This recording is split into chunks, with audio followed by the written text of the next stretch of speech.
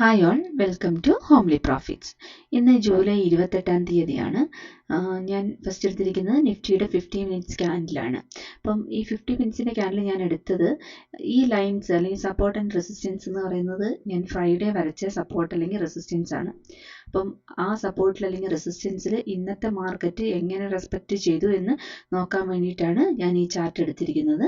അപ്പം ഇവിടെ ഞാൻ അന്ന് ഫ്രൈഡേ ക്ലിയർ ആയിട്ട് ഞാൻ പറഞ്ഞിരുന്നു, ഇതൊരു നല്ല ഒരു നാരോ റേഞ്ചാണ്. ഈ റേഞ്ച് ബ്രേക്ക് ചെയ്ത് മുകളിലേക്കോ അല്ലെങ്കിൽ താഴേക്കോ ലോങ് അല്ലെങ്കിൽ ഷോർട്ട് കിട്ടുകയാണെങ്കിൽ നമുക്ക് നല്ലൊരു എൻട്രി കിട്ടുമെന്ന് ഞാൻ പറഞ്ഞിരുന്നു. അപ്പം ഇന്ന് മാർക്കറ്റ് ഓപ്പൺ ആയത് ഈ ഒരു റേഞ്ചിലാണ്. ഇതെന്ന് പറയുന്നത് നമ്മുടെ നല്ലൊരു സപ്പോർട്ട് ഏരിയയാണ് 56,200 എന്ന് പറയുന്നത്. ഇത് ഞാൻ അന്ന് വരച്ച റെസിസ്റ്റൻസ് സോണാണ്, സപ്പോർട്ട് സോണാണ്. അപ്പം ഇവിടുന്ന് നമുക്ക് മാർക്കറ്റിൽ നിന്ന് ഓപ്പൺ ആയി ബയേഴ്സ് നന്നായിട്ട് ട്രൈ ചെയ്ത് ഈ ഒരു റേഞ്ചിലേക്ക് തന്നെ പോയി. പക്ഷേ ഈ റേഞ്ചിൽ നിന്ന് തന്നെ നല്ലൊരു സെൽ ഓഫ് സ്റ്റാർട്ട് ചെയ്യാണ്. നല്ലൊരു സെൽ ഓഫ് കിട്ടി, മാർക്കറ്റ് ഡൗൺ അടിച്ചു. അപ്പം നല്ല ഡൗൺ വന്നു. ഇപ്പോൾ 50 മിനിറ്റ്സിലൊക്കെ എൻട്രി എടുക്കുന്നവർക്കാണെങ്കിൽ ഇപ്പം ഇവിടെ തന്നെ 10:45 തന്നെ വേണമെങ്കിൽ എൻട്രി എടുക്കാനുള്ള ഓപ്പർച്യൂണിറ്റി ഉണ്ടായിരുന്നു.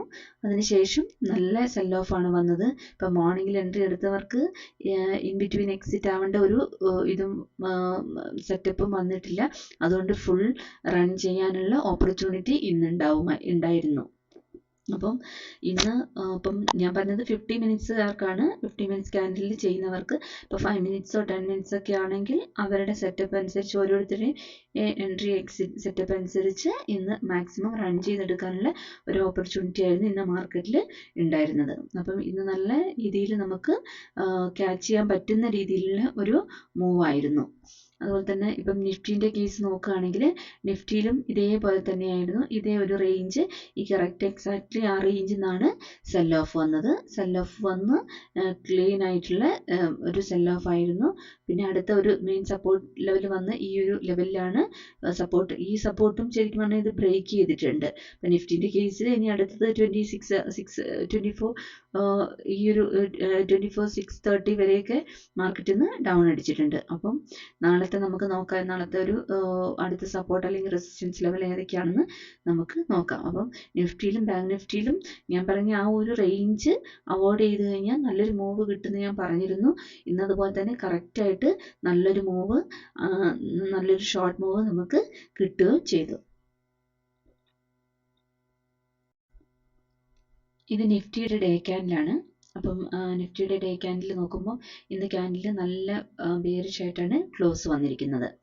അതുപോലെ തന്നെ നിഫ്റ്റിൻ്റെ ഇനി ഇൻട്രാഡേ നോക്കുകയാണെങ്കിൽ അല്ലെങ്കിൽ ഡേ ക്യാൻഡിൽ നോക്കുകയാണെങ്കിൽ, ഇൻട്രാഡേ അല്ല ഡേ ക്യാൻഡിൽ നോക്കുകയാണെങ്കിൽ മെയിൻ ആയിട്ടുള്ളൊരു സപ്പോർട്ട് സോൺ എന്ന് പറയുന്നത് ഈ ഒരു റേഞ്ചാണ്. അപ്പം ഇനിയിപ്പം മാർക്കറ്റ് ഒന്ന് ഡൗൺ അടിച്ച് ഇനി അടുത്തൊരു സപ്പോർട്ട് എടുക്കാൻ ചാൻസ് ഉള്ള ഏരിയ എന്ന് പറയുന്നത് ഈ ഒരു റേഞ്ചിൽ നിന്നായിരിക്കാം ഇനി ഒരു മാർക്കറ്റ് സപ്പോർട്ട് എടുക്കാൻ ചാൻസ് ഉള്ളത്. അപ്പം ഇന്നത്തെ ഒരു ക്ലോസിങ് വന്നു കഴിഞ്ഞപ്പം മാർക്കറ്റ് ഒരു നല്ലൊരു റേഞ്ചിലേക്ക് പോയിട്ടുണ്ട്. അപ്പം ഇതാണ് നല്ലൊരു റേഞ്ചിലേക്ക് നിഫ്റ്റി പോയിട്ടുണ്ട്. അപ്പം ഇനി ഇവിടുന്നൊരു സപ്പോർട്ട് എടുക്കാനായിരിക്കും ചാൻസ്. അപ്പം ഇനിയിപ്പോൾ നമ്മൾ നാളത്തെ ഒരു സപ്പോർട്ട് അല്ലെങ്കിൽ റെസിസ്റ്റൻസ് വരയ്ക്കാൻ വേണ്ടിയിട്ട് ഒരു 50 മിനിറ്റ്സിൻ്റെ ക്യാൻഡിലാക്കുകയാണെങ്കിൽ, ഞാൻ ഇവിടുന്ന് നിഫ്റ്റിന്ന് കുറച്ച് സെൻസിബിളിൽ നിന്ന് കുറച്ച് ഡേറ്റാസ് എടുത്തിട്ടുണ്ട് നിഫ്റ്റിയുടെ. അപ്പം നിഫ്റ്റിയുടെ ക്ലോസിംഗ് വന്നിരിക്കുന്നത് 24,837 ആണ്.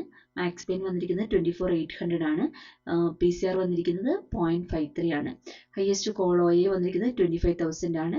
ഹയസ്റ്റ് പുട്ട് OA വന്നിരിക്കുന്നത് 24,500 ആണ്. ഹയസ്റ്റ് കോൾ OA ചേഞ്ച് വന്നിരിക്കുന്നത് 24,800 ആണ്.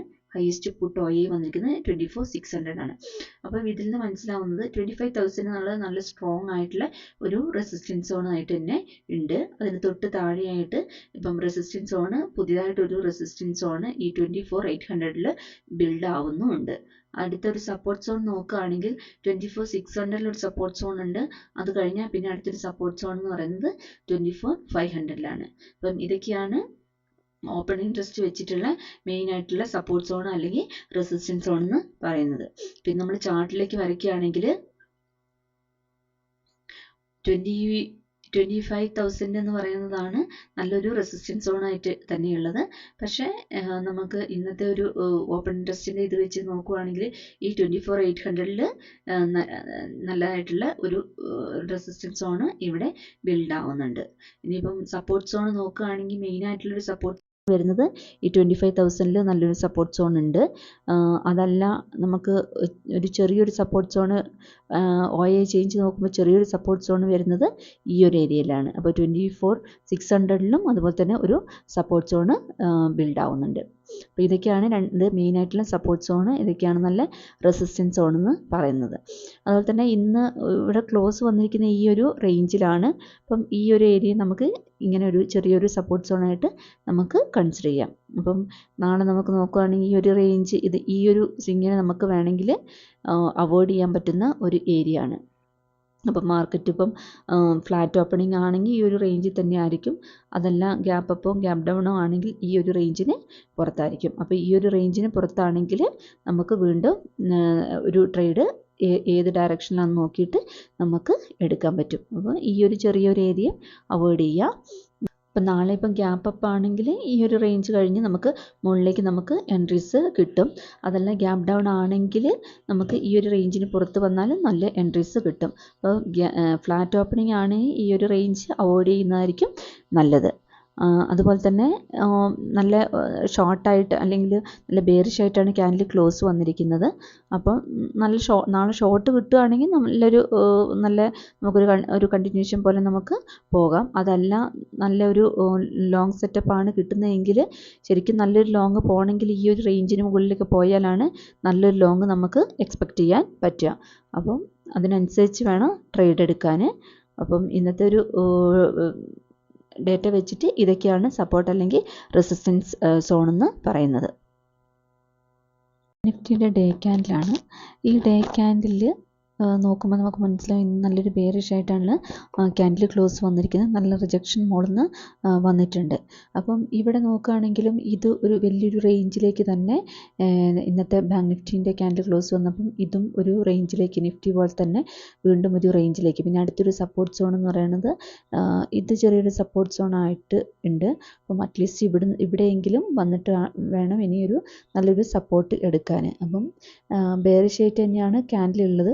നാളെ നല്ലൊരു സെൽ ഓഫ് വന്ന് ഇവിടുന്ന് ഒരു സപ്പോർട്ട് എടുത്ത് മുകളിലേക്ക് പോകാനുള്ള ചാൻസ് ഉണ്ട്.